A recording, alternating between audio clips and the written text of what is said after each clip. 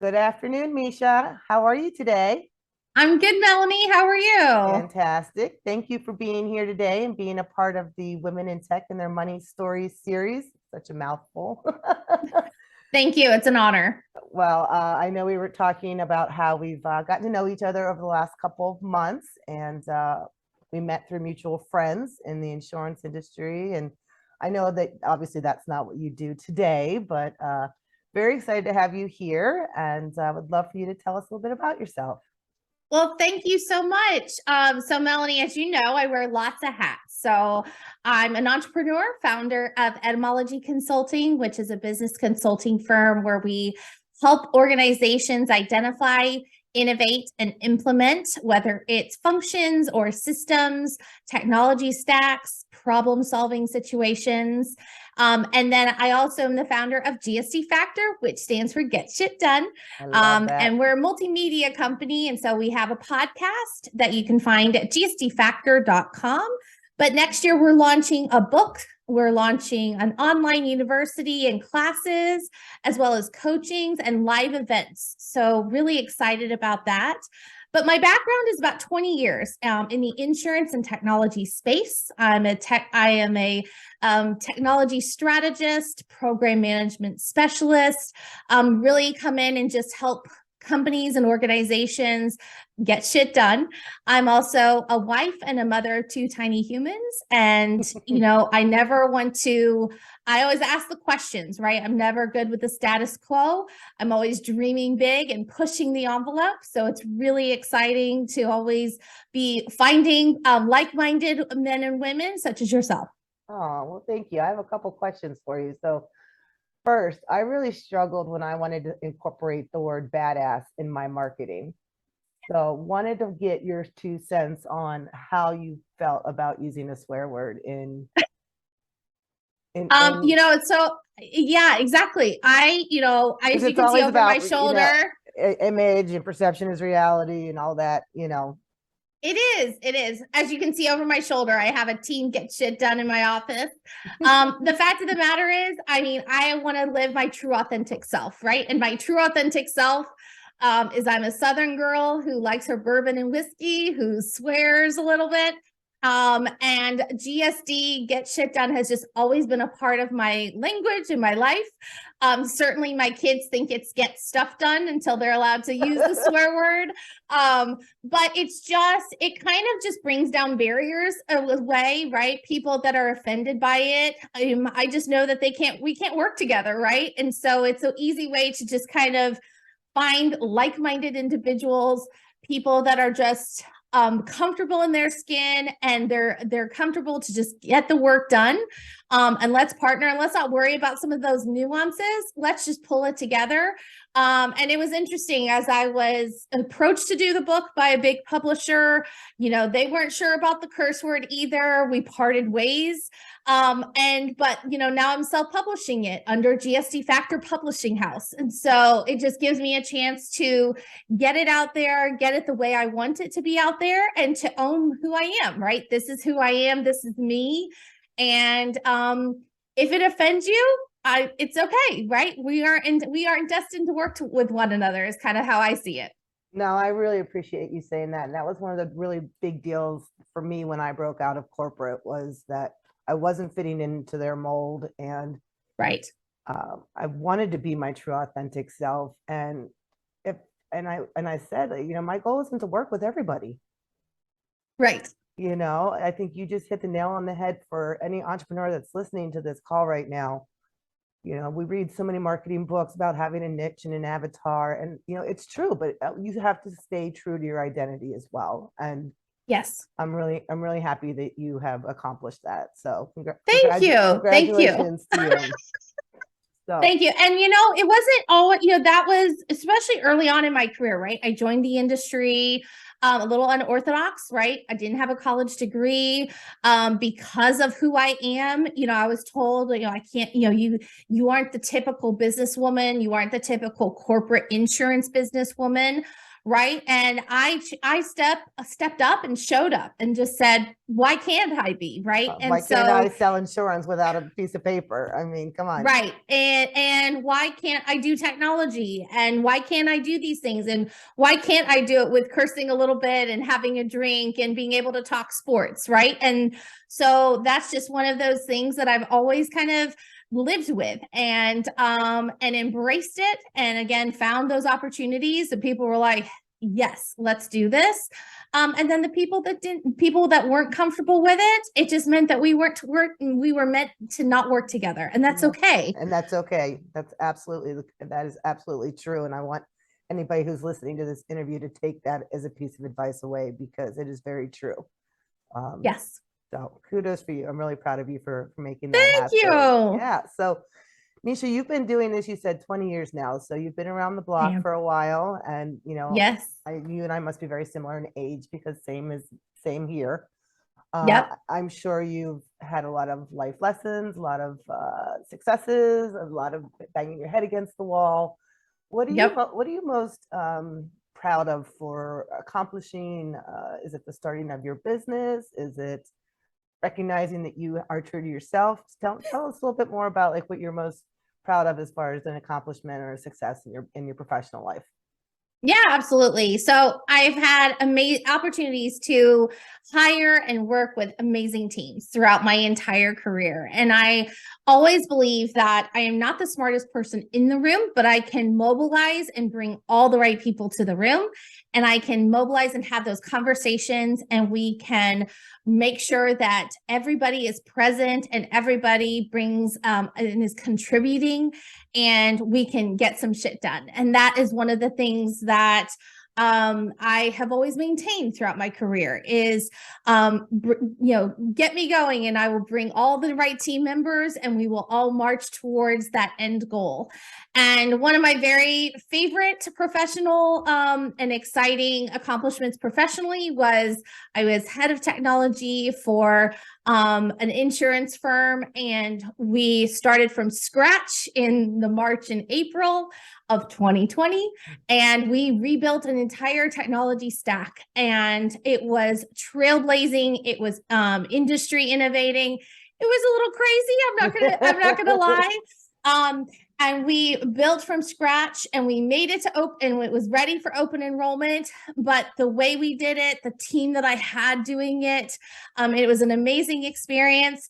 And the technology that we built and garnered us some great attention. And actually, that firm was sold at the end of that year, and was really, congratulations and kudos to the team that built it, but then the team that also was able to sell it. And so that was a really big accomplishment, because we started literally from nothing, built the team, built the technology, and really, it was really successful. And I'm really proud of the team for that.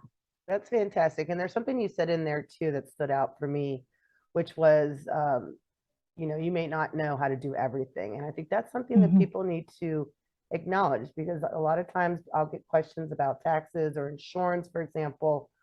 Yes. And those aren't my specialty areas. There are CPAs that handle that, and there are industry experts that handle that. And I think it's okay to step back and say, I have a broad knowledge of this topic, but you know what, let's tap into somebody else on your team, or in my case, my professional network, who can better address those answers or those questions or those concerns. So that's something I took away from there too, is you don't always have to be the everything to everybody again. So, and I think companies in this day and age, right, and it's industry agnostic, right? They think, oh, I have to have all the expertise in-house. I have to have everybody that can do everything. And the fact of the matter is, with so many new, beginning companies, those startups, you don't have to have everything in-house, right? That's why there are these amazing networks for you to have third parties and consultants, because the fact of the matter is, technology is moving at such a rapid pace, right? Those industry experts are staying up to date at all times, right? And so why not tap into those third-party experts, those consultants, those groups that can help you, right? And you can, especially in the startup world, right? You can ease some of your costs by kind of putting some of those different, leveraging those resources in other ways. It's a conversation I have with a lot of technology firms of, do you buy or do you build, right? And so it's the same concept. You don't have to have it all in-house. You don't necessarily have to build it right in-house. You can buy and implement, you can buy and integrate, you can customize, but same thing, you can go out and find those experts and those third parties, because you don't necessarily have to have them in-house. And I agree wholeheartedly with that, 100%, because there are other professionals that I know that have created a family office type scenario where it's a one-stop shop, and you come in and they do your estate, your state taxes and all those different aspects. And it's like, why? I mean, everything's constantly changing. Wouldn't it just be easier to outsource it when you need help with marketing? And I want, again, entrepreneurs to take that away too. You don't have to hire and have in-house these resources when you can tap on the Absolutely. people that are up to date on what's going on in their own field. So I think that's great. And also fantastic, and congratulations to you for being the head of technology, starting from scratch and then turning around and selling a company. Did you say during the pandemic? We did. It was a wild ride, 2020 for us, certainly. That's fantastic. Well, so along the way, then I'm assuming you've also have learned some lessons. I have. You mentioned that you have 2 children, and obviously being an entrepreneur with different revenue streams. I did catch that. So very important. Besides, balancing a work-life scenario, what are some other what things? I like to call work-life family integration? Oh, I like that. I like that. But seriously, what are some lessons that you've learned along the way, or an obstacle that taught you something? Yeah, absolutely. So I'm a huge believer in, you can learn something from anything. And that's whether you are learning what to do or what not to do. And you can learn it immediately, meaning you are experiencing it or you are living it, or you can learn it from watching from afar, right? And so there's just a lot of lessons in life, right? As a mom of 2 tiny humans, I am constantly learning from my own children, right? But I think if you approach life as, was this a lesson for me to learn what to do versus what not to do? Was it, whether it's something you're reading, you're listening to a podcast or watching a show, what can I learn from that? What can I take away from it? I believe life has these small little nuggets, right, that allow us to learn so many things along the way without necessarily having to live them, right? So many other people have lived them. And so let's learn from those, and let's learn things so that we don't necessarily have to live them. Let's see if we can live that lesson by observing and by adopting. And then I also really believe that, life is going to throw so many things at you. And so being agile and being ready to pivot, right? I talk about it with my I talk a lot about it actually in my book, right? Where you have these times where you're going and then you pause and then you pivot, you have to reevaluate, you pivot again, and then you relaunch, right? I believe you have to fail fast, but with that end goal of failure is not an option, right? And so many times throughout my own life, both personally and professionally, I've had those life experiences, but those are the things that I've learned along the way. Again, agree with you 100% on both of those items.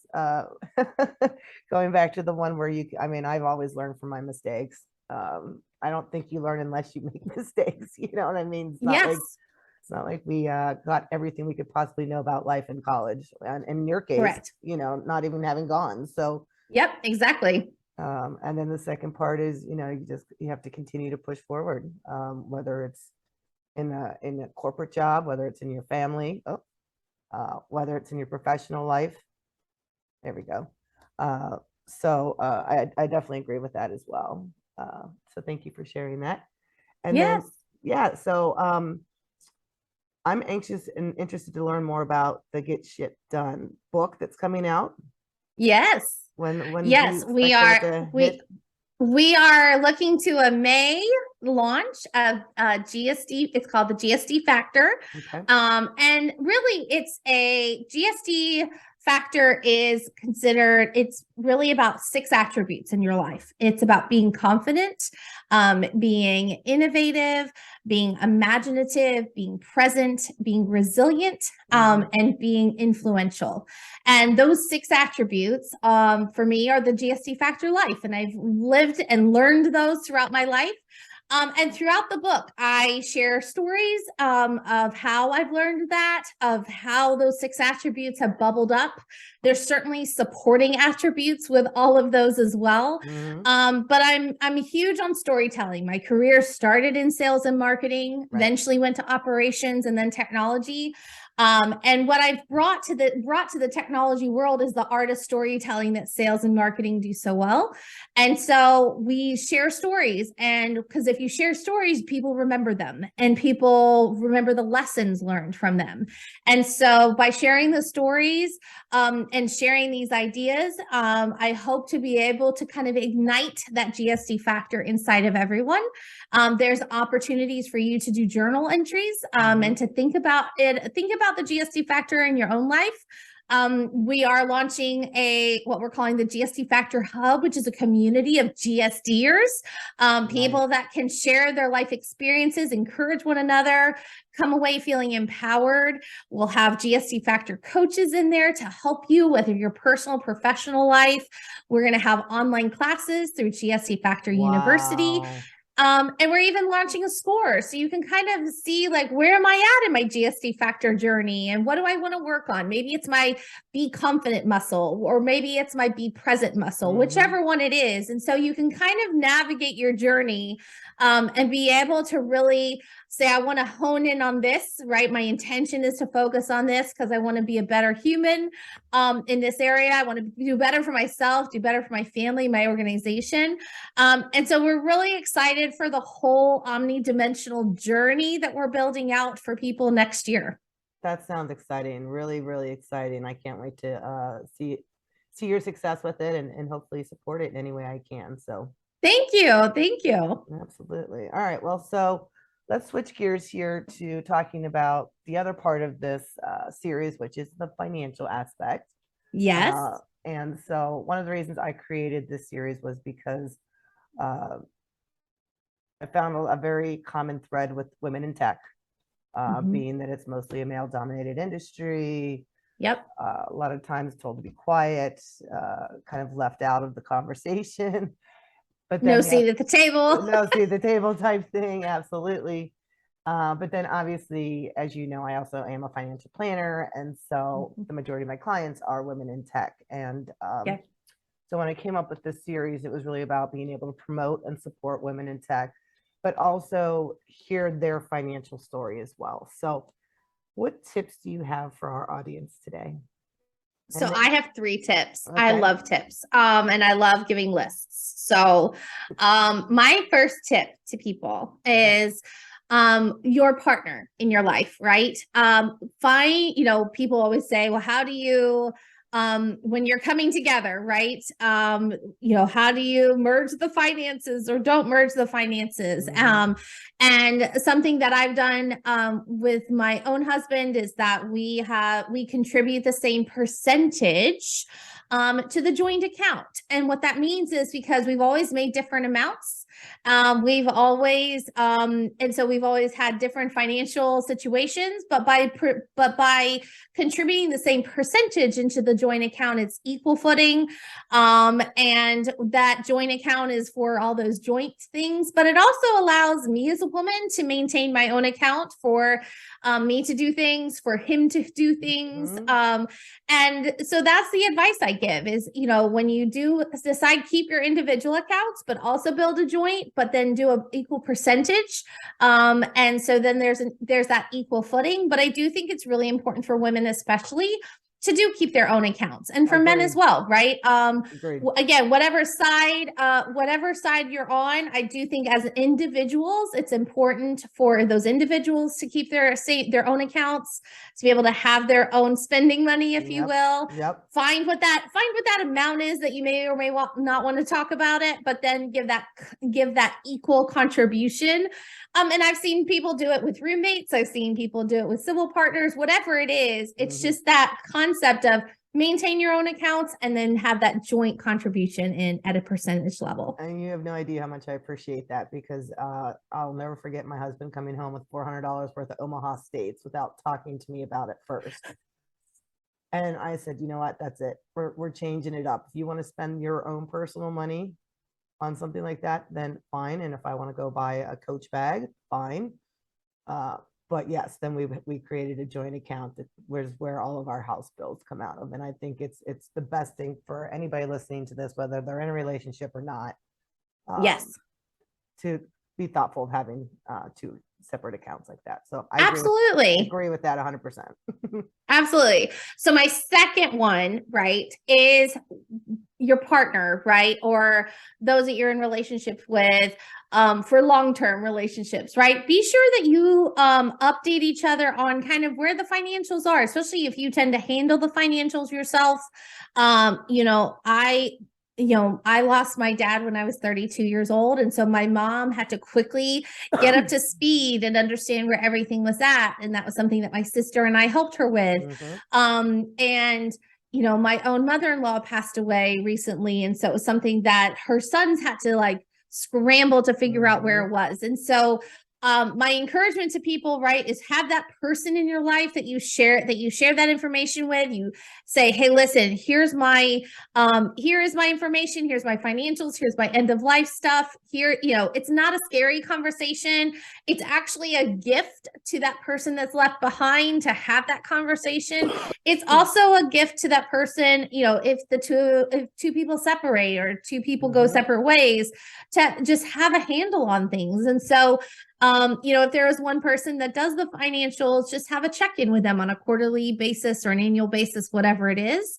But just have those communications as you feel is necessary. But again, it kind of goes to the, for that end of life, do that planning, have that conversation, because you actually are leaving your loved ones a gift at the end of the day. I 100% agree with that as well. And I always tell my clients that as we get closer to the holidays, now is a really good time, since a lot of my clients are in their 30s and 40s. And let's just face it, our parents and our grandparents are getting older. And I always say this is a really good time to throw back a few drinks and ask them where their information is. Yes. So not only your partner in life, but also your parents and your grandparents, because to your point, so many times have I seen personally where friends and family members are scrambling because the wishes weren't written down. Nobody knew where the documents were. Nobody knew how to get access to the funds. So I totally agree with you that is something that you should do with your partner, as well as roll it up the family tree a little bit more. And the holidays are a great time to do it. You're all and it's not together.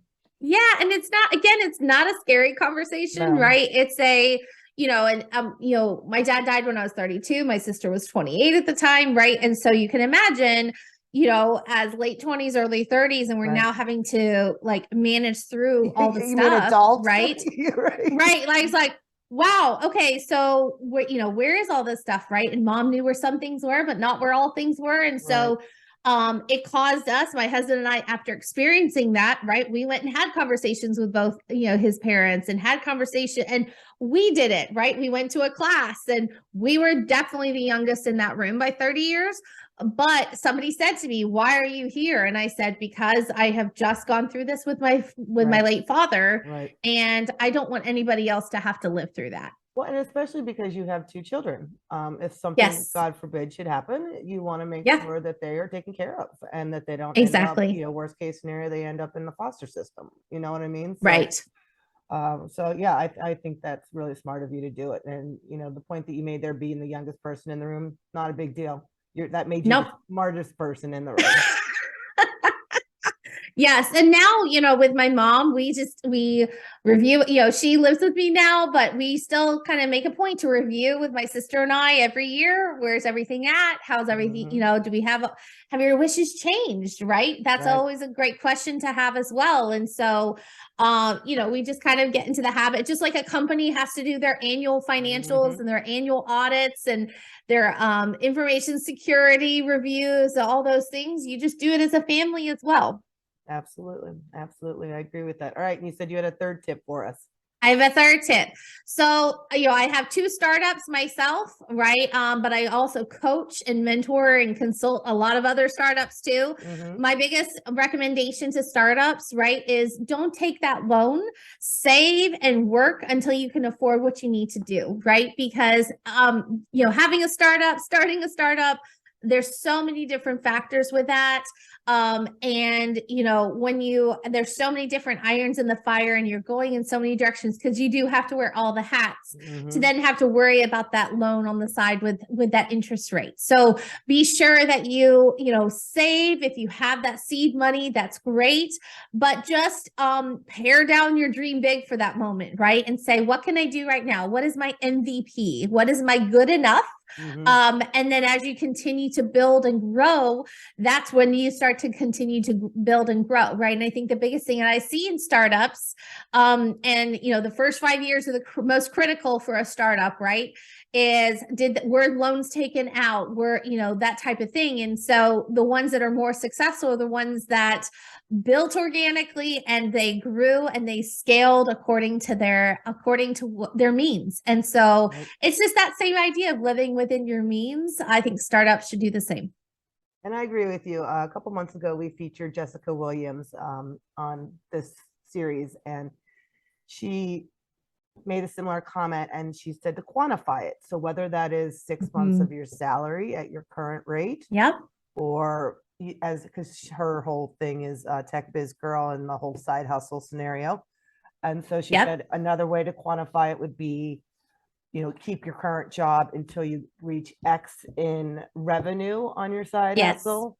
So I totally agree with what you're saying there as well, because, not everybody can be an entrepreneur. And absolutely, part of the journey with being a startup is the pain in the front end of that. And if you're handed a loan, then you haven't learned the grit. Yes, the grit, the resilience, right? So you got knocked down today and you got back up again tomorrow type of scenario. Right. I have a dear friend who had a side hustle for 20 years. And finally at the 20-year mark, she felt like it was, she'd had her job and her role for 25 years. And at that point she was like, after 20 years, I feel like I'm ready. She's like, but she goes, I probably could have been ready 10 or 15 years, earlier, but she goes, but I wanted to give myself that safety net. Right. And so finally at 20 years, she retired from her day job and her side hustle, which was very much not a side hustle at that point. It was a full on, it was a full on business at that point, but she just wanted to be sure. And she wanted to have that safety net. And I think so many times people maybe just jump off a little too quick. So it's, what is your safety net? What is your kind of your plan B and C and D? And because the fact of the matter is, you have to be able to support yourself and your family. And so what makes the most financial sense? Agreed. And without digging yourself into a financial debt hole. Right. Which, I'll piggyback on that one more, take that one even step further, is that I've worked with a couple of entrepreneurs that have taken a lot of seed money or given up so much of their business that they are no longer in control. They are now up to their eyeballs and having to pay these venture capital folks back, and they don't have the money to do it because the business didn't work. Right. So yeah, I appreciate that. Is a good one too. Don't take out a loan. So that's step number 3. Yep. Okay. I love that. Okay, so as we come to a conclusion here, tell us where we can find you, and if there's anything going on, do you want to share with our audience today? Yeah, absolutely. So you can find me all on LinkedIn. But you can also find me at gsdfactor.com. And that's gsdfactor.com. You can also find me, Etymology has a website. I also have my own website, Misha Bleymaier-Farrish, and that's MISHA BLEYMAIER Farrish, FARRISH.com, or you can find me again at GSDfactor.com, but connect with me on LinkedIn. And for any listeners that mentioned that you heard me here on the tech series, would love to give you a complimentary coaching session for us to look at your personal and professional life and see how we can ignite the GSD factor in you. Oh, I love that. Thank you for making that offer. And I hope people do take advantage of it to see how you work with professionals. So that was very nice of you. Yes, thank you. You're It's welcome. again honor. Thank you so much for having me. It's been a real privilege. It's been a real pleasure having this conversation with you today, and I wish you a wonderful holiday. Take care. Thank you so much. Happy holidays. All right. Bye-bye. Bye.